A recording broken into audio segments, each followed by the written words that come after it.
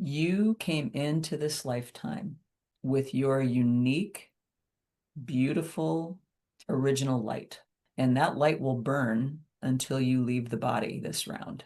How will you fuel and expand that light instead of snuff it? That's what I'm interested in. How may we expand our beautiful light and our beautiful uniqueness to be so completely sovereign in our authenticity? We're not here to be like anybody else. Why do we want to do that? Let us all just celebrate who we are in our original light and make it bright. And that's what we're here to do. That's what the soul comes here to play with. It doesn't come here to check a big list. It's like, oh no, let me feel love. Let me get my heart broken. Let me laugh until I wet my pants. Let me get really, really angry. So I think I'm going to blow a vein. Let me have that experience. Welcome to Harmonic Alignment, a podcast that explores the new frontier of energy medicine, bridging the gap between Western medicine and quantum physics, giving you easy and practical solutions. Guided by me, Dr. Larissa Sharipova, and me, Priscilla Koblenz. Join us on a journey discovering your harmonic alignment. On today's episode of Harmonic Alignment 57, the beautiful magic and wisdom of Marlene Mier. Marlene has been coaching for over 25 years, and she is coaching those who are caring for others. I have witnessed her as a coach, and it has transformed my life. She's taught me how to be radically present and what it looks like to hold space. This is such a powerful conversation for anyone who is searching out how to really come back to their true, authentic self. I think Marlene is creating that roadmap of what it looks like. There were so many mic drop moments on the podcast. It was really hard to choose a sound clip because the wisdom just pours from her.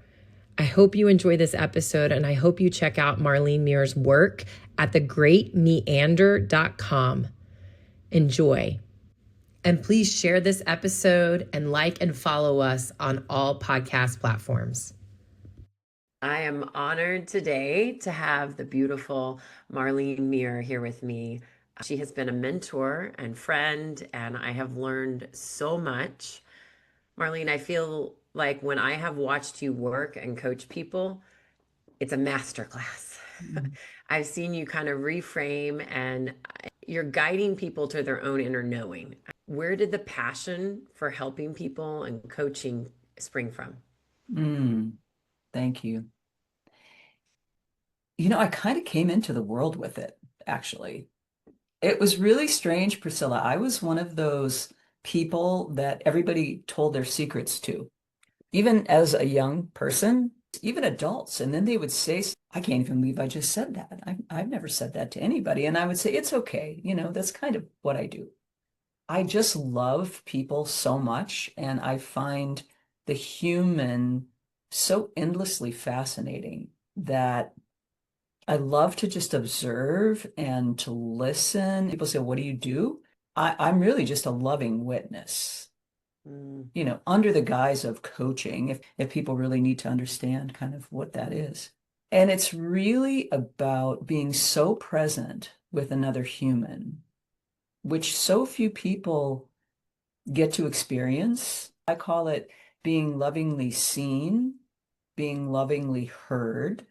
So truly, truly listening, not to respond, not to correct, not to teach, just to really listen and drop into such a stillness within myself.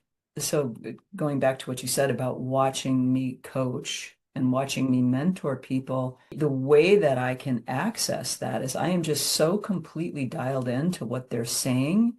I will hear what the words that they're using and also the energetic frequency of that. So the harmonic alignment of how does that word, I just got goosebumps. How does the word harmonically align with the voicing of it, and does it? And if I'm sensing that there's a disconnect, you're saying this, but I'm feeling this. And people go, oh, yeah. It's that hearing what isn't being said as well as what is being said. And then, just the sacred art of holding the space for people to feel safe enough to really get honest and vulnerable. I mean, it takes a lot of trust that, if you go through your whole life and people are so busy and so distracted that you don't ever feel like anybody actually looks at, I mean, who looks at anybody in the eye anymore? It hurts my soul. It's like we're all strangers walking through, and I'm just like, no, no, no. Look, look, look. Look up, look Yeah, up, look up. your soul is here. I know. And so, yeah, it's just that art of really seeing so much more than just our eyes take in, but how am I perceiving? How am I receiving? And what am I in turn projecting, for lack of a better word? What am I offering you in return? And that to me is that sacred, I call it the infinite loop. When you are giving to me and I'm receiving in that act, and then I receive and reflect back to you and give back to you. Now you and I are in, and I'm making the infinity symbol, you and I are in that infinite loop. And that's where the magic and the mystery happens. And that's where things you had no idea were going to come out of your mouth, come out of your mouth. At least in my world, anyway. Oh my gosh, Marlene, I love that. You mentioned trust, and Mm. I think about that a lot. You said to witness, to be fully present, to be such a loving, unconditionally loving. Like I feel what you're doing is no judgment, and it's just such pure love. Can people be taught that, or is that just something that we kind of come in innately? I think this thing is that we think we can learn to be coaches, but there's a secret sauce, I think, maybe that some of us have and some of us don't. Agreed.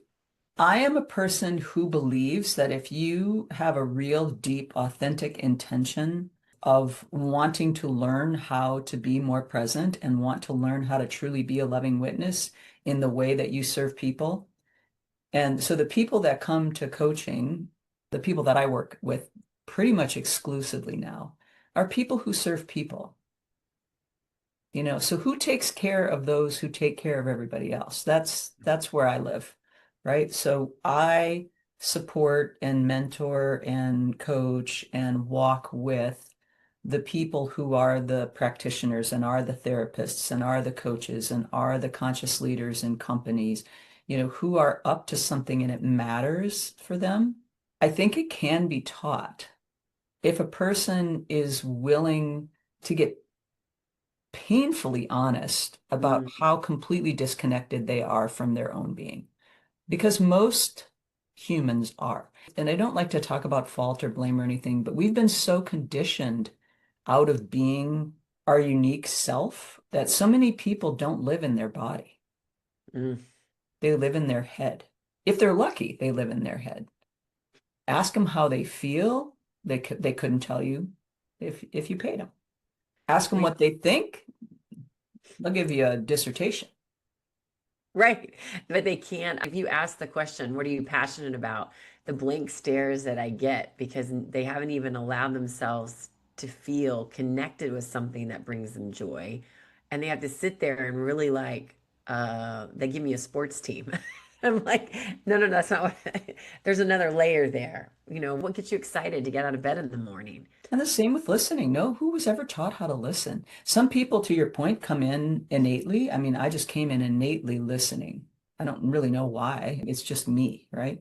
A lot of people don't really know how to listen. They think they're listening. If you're willing to look and practice the art of presence and really check yourself on it, and it is a practice because what's so interesting, Priscilla, is when people start the work, especially the coaches and the practitioners that I train and mentor, when they come in, they think they're a really good listener. They're great at their skill set. They may even be a master in their skill set, right? Well, then when we start, and you've had that experience, when you really start to drop in and explore and play with what is being brought to this moment, it changes everything. It really Mm, requires a very different way of being in a space with someone than the the initial, I have an answer, we've got limited time, and people always say, especially as practitioners, I have so little time as it is, and I'm trying to cram all of this stuff in. Okay, well, let's just pause right there. Speaking of words and harmonic alignment, do you hear the words coming out of your mouth? I am trying to cram so much in there, kind of like stuffing a rucksack, right? Is that really what you want to do for your patients or your clients? No. No. And then I say, okay, let's back up. I just love that you just said that because I remember watching you and thinking, oh, I'm a good listener. I hear. And I realized I still was bringing my stuff into it Mm. because someone would say something and then my head would start going, oh, well, I got to tell them this and I got to tell them that. And then at that moment, I'm thinking the things I should be communicating or how to help them. I'm literally lost the special sauce. And I was like, oh. I was kind of dumbfounded by it because I thought, oh, I'm just not smart enough to keep up with all the balls and follow the conversation, but I'm not supposed to find the solution for them. I got to be so radically present to hold space so they find their solution. Exactly. That's where the power of stillness and presence come. So if you are really holding a sacred space for somebody to really explore, so let's go back. I'm in my head, I'm in my head, I'm in my head, I'm in my head. I'm trying to make sense. I'm trying to make a decision. I've got a really big life event happening and I'm all twisted to six ways to Sunday. Okay. And I've come to you to work it out. And I'm going, blah, blah, blah, blah, blah, blah, blah, blah. Okay, you who are trying to get the right answer are going to be dizzy after about 5 minutes, and you're going to be so lost, and you're going to think, oh my goodness, how can I really serve you? Because I don't even understand what you're saying to me. Yeah. And how would it be different if you were so still and so quiet, kind of like a tantrum with a little child? You just let them go, blah, blah, blah, blah, blah, blah, blah, blah, blah, blah, blah, blah, blah, and you just hold and you hold and you hold and you hold. And if and when they stop and take a breath, and they will, then you can invite them to, wow, that's a lot. Yeah. But I don't hear you in anything that you just said. Where are you in all of that? Whoosh. And now we're going somewhere.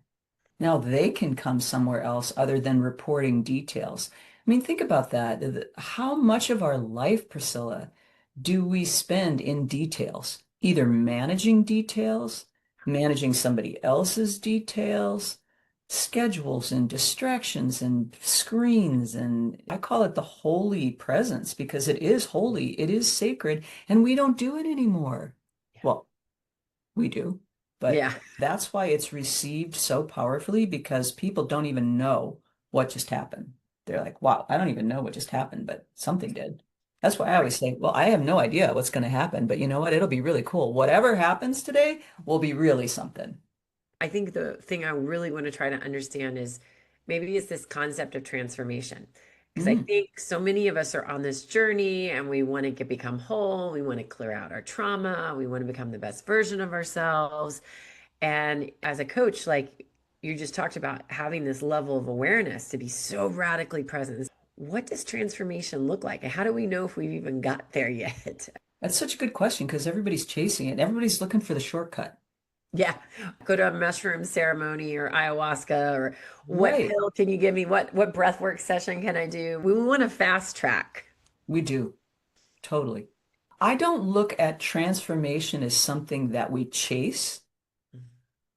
I look at transformation as something that you learn how to sit with. I'll give you a perfect example. And it's such a beautiful thing that we're having this conversation right at the end of October, where the hours of the day light are getting shorter. And now we're going to mess with time, which I think is just hilarious. Like we could even control time if we wanted to. When you start to look at the ridiculousness of modern society, it just makes you go, oh, bless us all. We're so cute. Look at us humans in our little outfits. We really think we can manage time. Come on. No.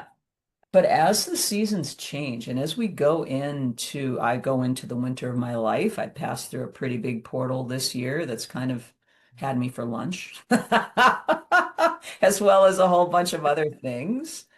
So instead of chasing that relief from the kind of the shock of it all, trying to make sense of things again, trying to make sense of things, and we all do it, right? If I can make sense of it, then maybe it'll make sense. Well, what if it doesn't? It's serving me somehow. It just feels really crappy right now. I have no idea how it's serving me, but something's happening here. So what if our only job in life as a soul is just to be and Mm. just to experience and just to be so present in our own life that I can sit when I wake up at 3 a.m. in the morning in the middle of the night and my body feels like I'm plugged into the main and my mind starts going da da da da da da, what if, what if, what if? And I'll say out loud, okay, so we're doing this right now. Let's sit. Let's have a chat. I'll hear all y'all out. Let's go. What do I need to know? I'm wide awake. I'm just going to sit with you and chat like I would a friend. And it's amazing what can get done in that. And then as we talk through things, as I hear things, as I'm not saying a word and I'm breathing, and then I can just feel my whole physiology at some point just settle. And then guess what? I go back to sleep. Does it matter that it takes 2 hours? Well, if I was being all anal retentive and up in my head about it, it would. I'd be mad. I'd be so mad that I'm wide awake at 3 a.m. and I can't go back to sleep. And then I'm going to be flipping, flopping like a fish and being all mad about it. Well, 3 o'clock is a holy hour. Why don't we take this opportunity to be holy?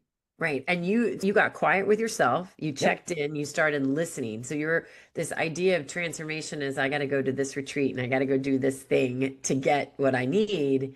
When literally, if you just woke up at 3 a.m., couldn't get to sleep, and you went and you checked in with your body, your mind, like, what are you trying to tell me? Yes. Because here's the $1 million secret. The answer does not live out there. We have been searching and we have been conditioned to search in all of the wrong places for our answers.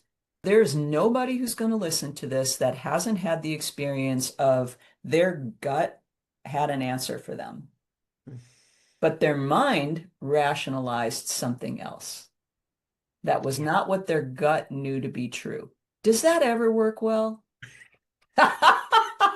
I mean, only to create more pain and suffering. And I mean, eventually you might get there. I mean, clearly some of us have to learn the same lessons over and over again, or we're not learning them. That's why we keep repeating them over and over again. But you said something that I just keep thinking about, and that's presence. And someone once said to me, you only have one purpose here, and that's to be a loving presence. And I was like, whoa, that's a huge relief. I can do that. I And don't, it you mean I don't starts, have to do all these things? I don't have to be all these things? no, and it starts with being a loving presence to ourselves. Quite often, we have a much easier time being a loving presence for people that we love and care about. But do we give ourselves the same gift of our own attention? And based on what I hear, the answer is no, it's not. And when we do, it changes everything. Why don't we love ourselves? Why is that the hardest thing? We can love people who do horrible things to us all the time, but yet we can't love ourselves as much as we love all these trauma causers in our lives. For sure.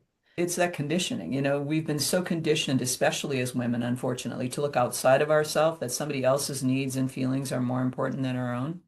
And that's not to be sexist. There are some men who've also been trained that way, but relatively speaking, it's the women in life who've been trained that we have to be the caretaker. We have to be the emotional heavy lifter in the workplace, in the relationship, in the family. And so if that's what you've been conditioned to do, and there's some sense of value in that, and you certainly, as a loving person who loves to give to people, there's a secondary gain there. Yeah. It only becomes problematic when it's a one-way street and Mm. you've got nothing from which to give anymore. Then that's when we start to see physical issues and mental issues and emotional breakdown. And I just can't cope with any of it anymore. Yeah. Because it's like when the giving and the receiving is out of whack, you're no longer in alignment. Unfortunately, some of us have never found that alignment. I mean, maybe that's what we're here to get radically. That's part of the work you do for people, right? Is to get them into that place so they can give and receive And I guess for women, we tend to not be the receiving side. We're so much more ready to give. Yeah. And what a gift. And I love that you just said that, Priscilla, because that was probably the biggest gift that I've been given over the last 4 years was to learn how to receive the depth of love and energy from which I was transmitting because I had never really received it that way before. Oh, And talk about a life changer. Okay, there's step one, right? Can I just receive it with my breath, with my heart, with my whole body? Can I just mm, receive this beautiful energy that's yeah. being literally just poured on me? And then may I embody it and may I allow it to fill that cup that I have from which now I'm fueled, right? Now I can go and, oh my goodness. You reminded me, even as a child, I remember getting birthday cards, graduation cards, all these cards. I never could read them because they said these wonderful, nice things. And I couldn't even force myself to read it because I couldn't receive a compliment. And I remember one time, 20 plus years ago, someone said, well, every time you get a compliment, you basically deflect it and act like, oh, well, this is, that sweater is really nice on you. And you're like, oh, well, it's just from Walmart. I would always downplay the compliment.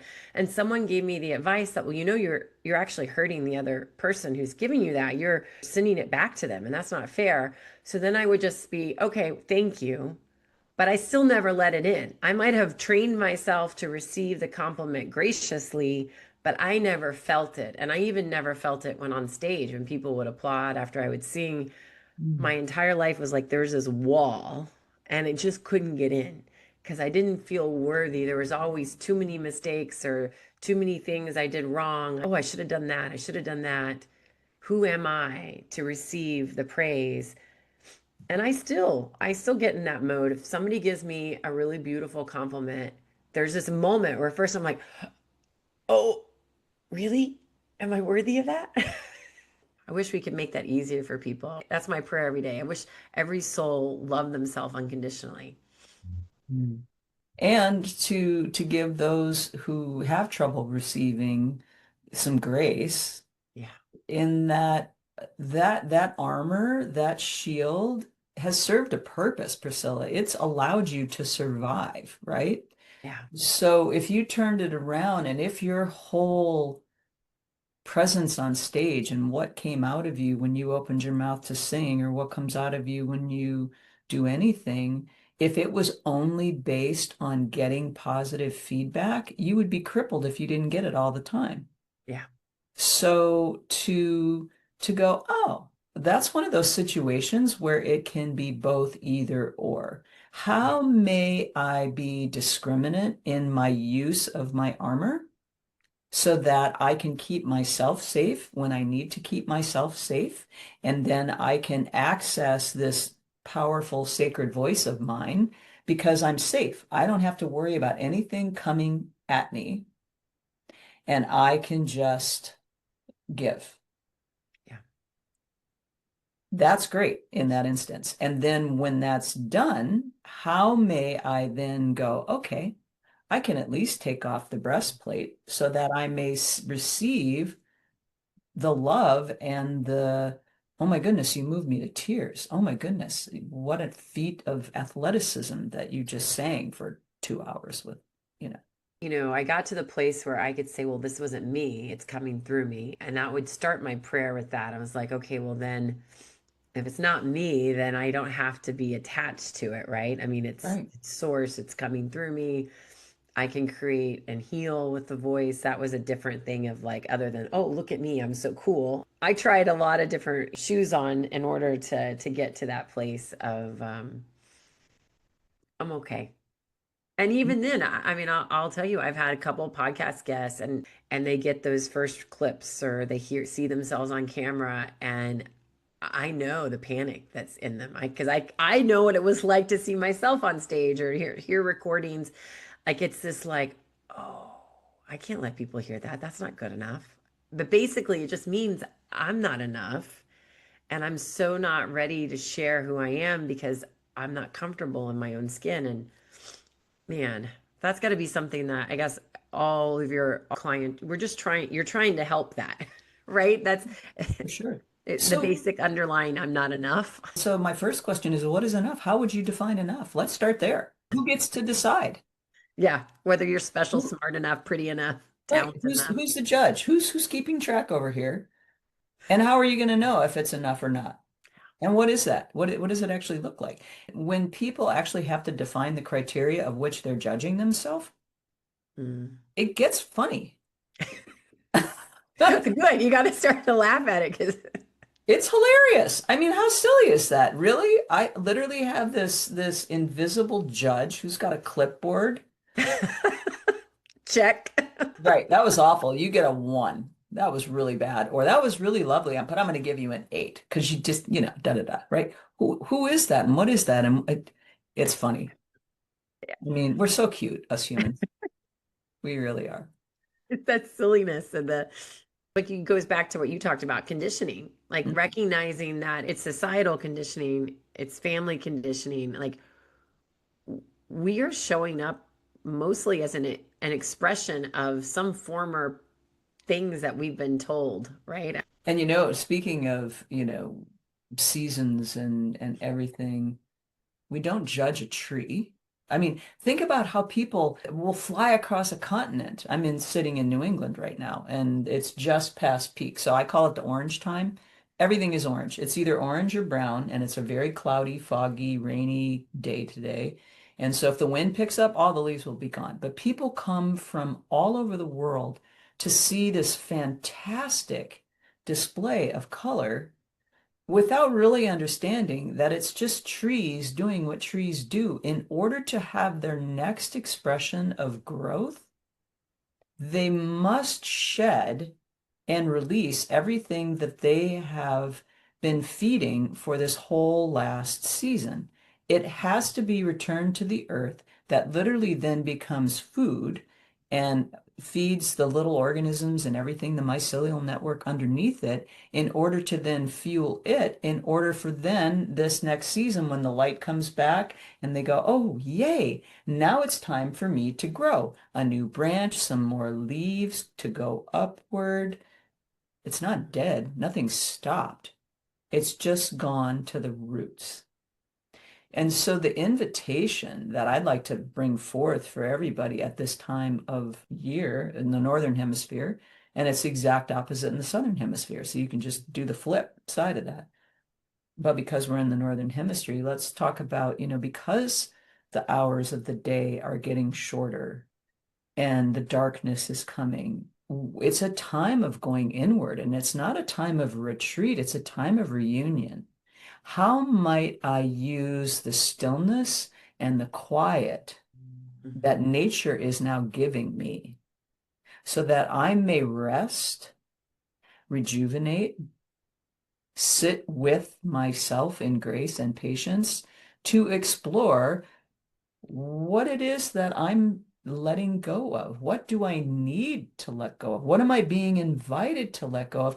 And at the same time, Priscilla, this one has come really huge for me in both directions as I've dealt with this huge transition in my life. And what is my heart at this moment really not ready to let go of yet?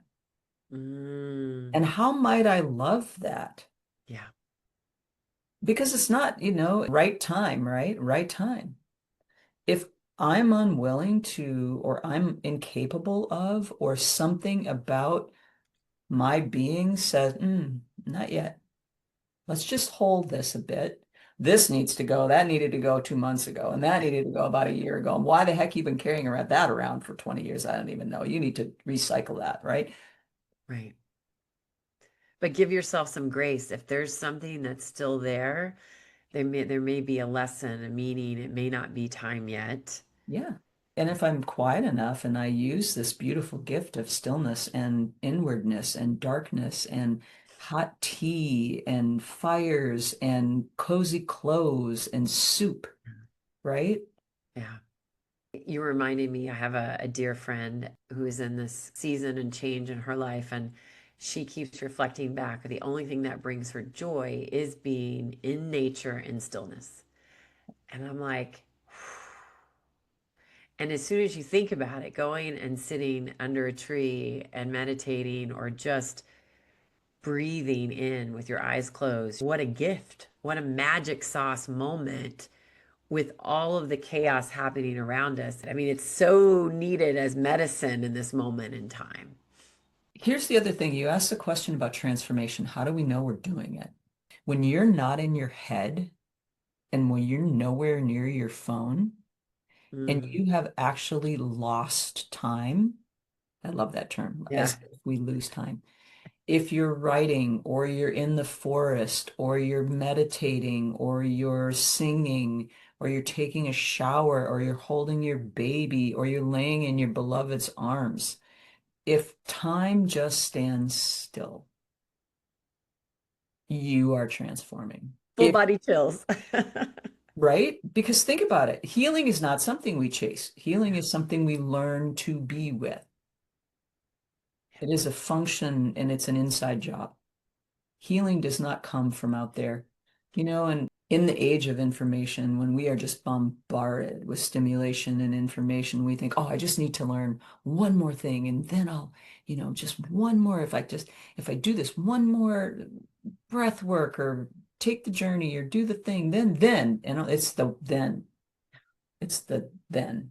I love that you said that, Marlene, because I think we've had this conversation before. If I just get one more certification and one more certificate or one more training of somebody telling me now I'm an expert, now I'm allowed to share this information because I've spent the qualified amount of time to have a piece of paper. Are we insane? Why do humans think that matters? It's because you know what is interesting, Priscilla? I think, I mean, I don't, what do I know? I don't know. I just observe, right? So I've been curious about that very thing. And it's because we, as trained consumers of information, of things, it has to be substantiable. It has to be data Mm, driven. It has to be measurable. whatever, right? It's even down to let's look at the stupid goal. Let's look at a stupid goal. Okay? Not a fan. Why? Because if I set a goal to do X, then here's my bar. All of this, however long it takes me to get to here, is irrelevant to me. And then I get to here and I go, especially if it's a big audacious goal and it's going to take you a while, you think, oh my goodness, I literally put everything on hold so that until I made this much money in my bank account and then that was going to turn everything around. And all it did was make me stressed out, burnt out, and tired. Now I need a vacation of epic proportion that I'm going to spend way too much money on that I just spent 3 years getting. See what I mean? How are we walking? How are we sitting with? How are we embodying? It's not one more thing to check off, measure. Yeah, do you want to be moving towards something? Do you want to have an intention? Because if you don't, then you're just going to wander around and there's nothing wrong with that either. And yeah, does it really need to be so linear? Nature doesn't go in a straight line. Why in the world would we? We are nature. You just touched on the thing that I don't know if I can call it my paradigm shift or my reality shift is that I come from the world of I needed to plan and have goals and have a vision board and have all these things I'm going to achieve and then I need to write them out. I have tossed that out the window. But how do I explain that to someone who's still in that paradigm of, well, how are you going to accomplish anything? How are you going to achieve anything? How do I communicate that to people? How do you communicate that? You know what's so beautiful? My first question would be, why do you feel the need to explain yourself at all? Oh, Are you not making that person the evaluator of your process? yeah. Why do we need to explain that I'm doing or not doing anything to another soul? So you ask me what my answer 9 times out of 10 is some variety of this. Well, I'm just in a sacred process with that. I really can't comment. I'm going to quote that. I'm going to write that down. I'm in a sacred process with that. I really can't comment right now. Okay. People go, oh, They don't even. and that's fine with me. I don't care. I really don't. I mean, I keep a date timer. I run a schedule. I have appointments. I'm not some flake that doesn't show up on time, prepared with my tools, with my whatever. Right. But to live your entire experience in Mm. this lifetime on a schedule or with the malinformed conditioning that you can control, the more that I can control, the better off I will be. Oof. Actually, think about sterile environments. Mm. It's really important when you don't want anything else contributing to something has to be so sterile and nothing from outside can get in. Okay?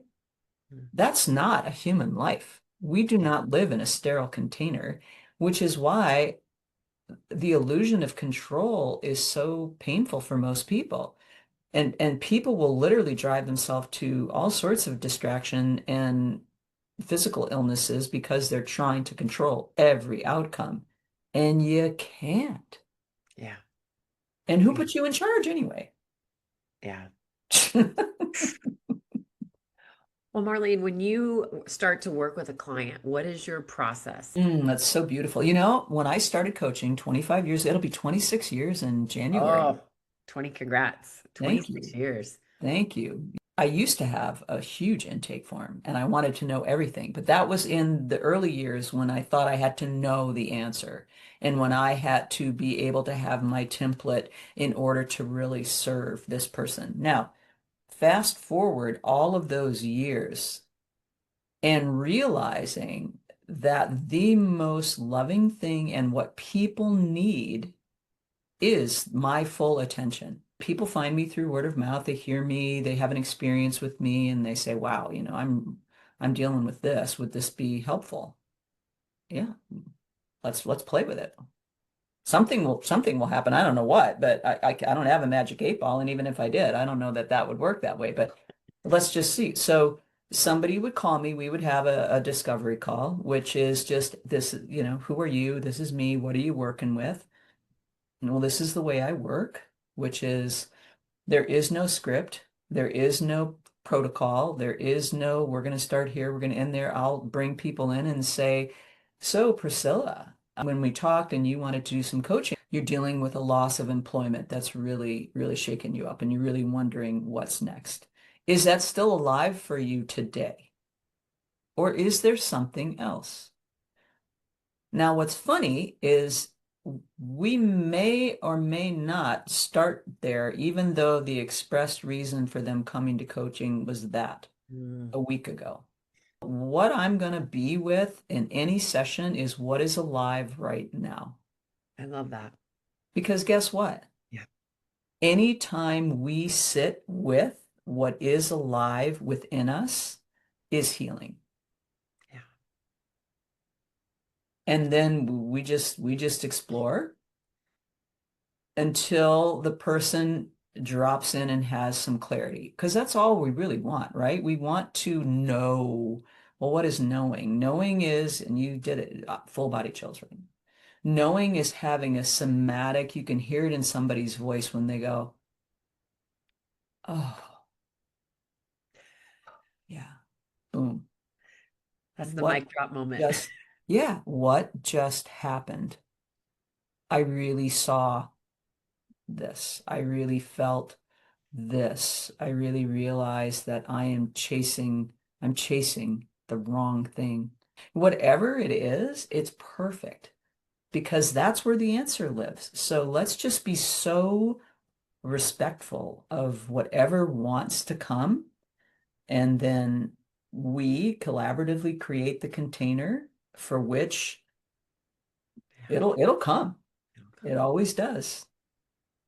And then, okay, at the end of the session, so what are you taking away with you today?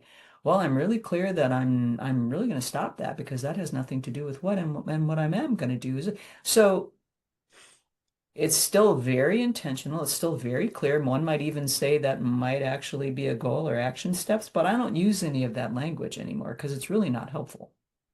Yeah. Because when you know something and it comes from you, it's alive and well, and it is going to be the fuel that carries you now. You don't need your checklist. You don't need your accountability partner. Oh, that makes me crazy when people say, well, I'll be your accountability partner.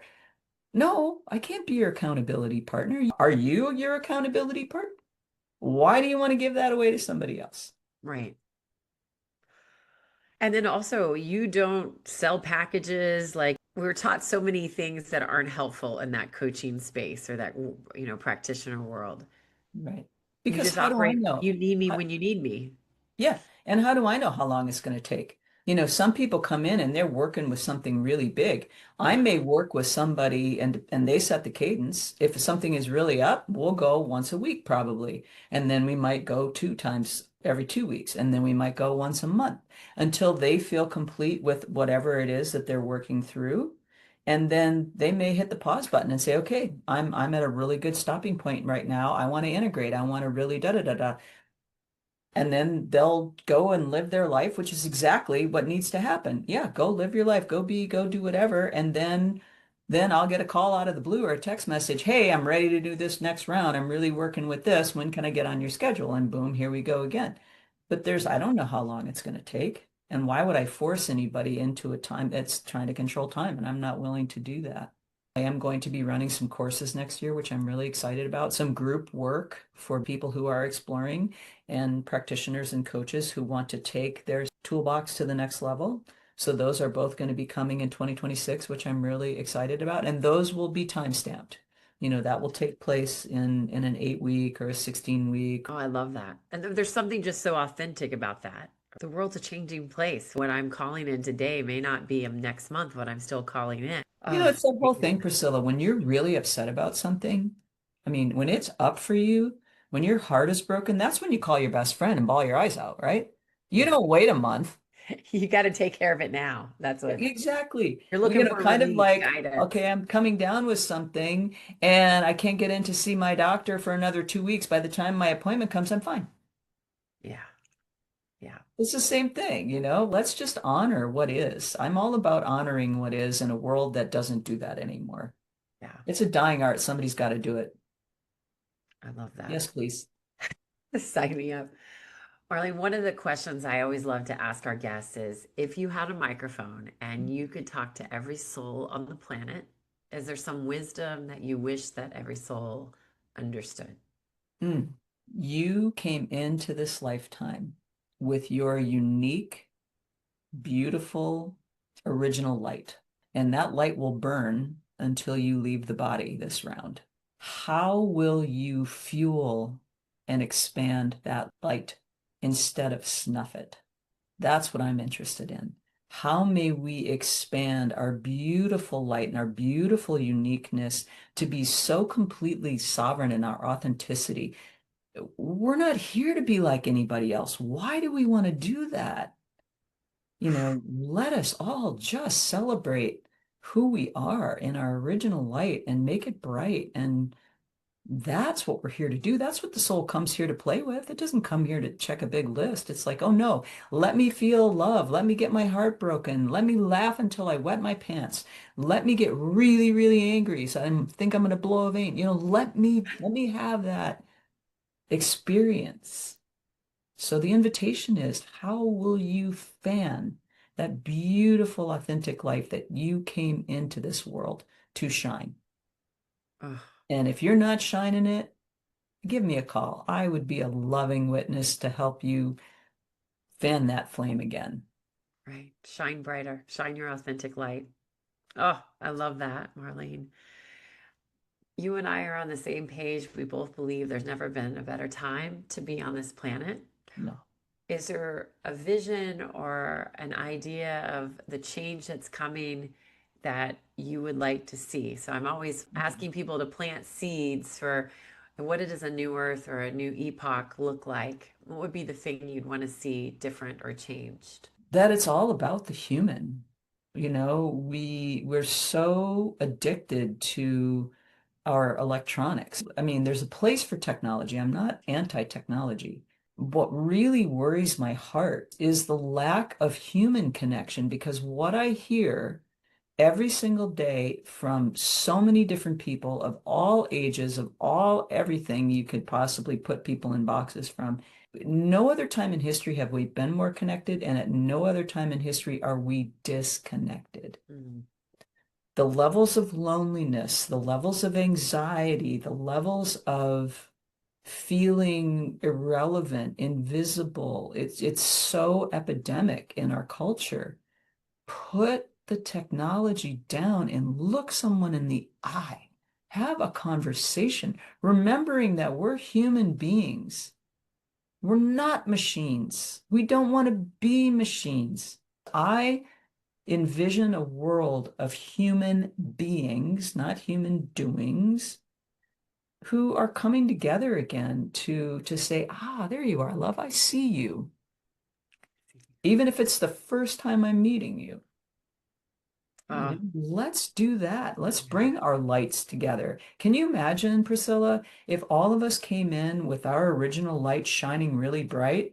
It would be like the great thing where everybody comes to the celebration with the candle in a completely dark cathedral and the whole place is lit up and it's flickering and the energy is just that's my Marlene, vision. what a beautiful image if we all were just shining our light. Bringers of, that's the light beings, bringers of the dawn. We're being the light in this time. Well, Marlene, is there anything else you want to share that we haven't covered? Just remember, be kind to yourself, be kind to others, and every single moment is an opportunity for all of us. It's never too late. You're never too young, you're never too old, you're never too this, you're never too that. There's no. Well, I don't think harmonic alignment would have been birthed without you in my life. And so, what an honor it is to have you on our podcast and to share your magic sauce, as I like to call it. Thank you, Marlene. Thank you for being on Harmonic Alignment. Well, and thank you for asking me. Always a pleasure, Priscilla. Thank you. Are you ready for your Energy for Life bioenergetic nest scan? Dr. Larissa Sharapova and myself, Priscilla Koblenz, offer personal, private, 90-minute consults to get you back to optimal health and well-being. For more details, visit the show notes or check out harmonicalignment.co. We hope you enjoyed today's episode of Harmonic Alignment. If something resonated with you, we would love to hear about it. Please consider leaving us a 5-star review and subscribing so you don't miss an upcoming episode. Thank you. The information contained in this podcast is provided for informational purposes only and not intended for the purpose of diagnosing, treating, curing, or preventing any disease. Before using any products referenced on the podcast, consult with your healthcare provider. Carefully read all labels and directions. The products and information received through the podcast should not be used to replace a consultation or advice from your healthcare provider. If you suspect you have a medical problem or have any healthcare questions, please promptly call your healthcare provider. This podcast, including Dr. Larissa Sharapova and Priscilla Koblenz and the producers, are not responsible for any possible adverse effects from the use of information contained in this podcast. This podcast may contain endorsements and advertisements for products or services. Individuals on this podcast may have a direct financial benefit to the product or services referenced.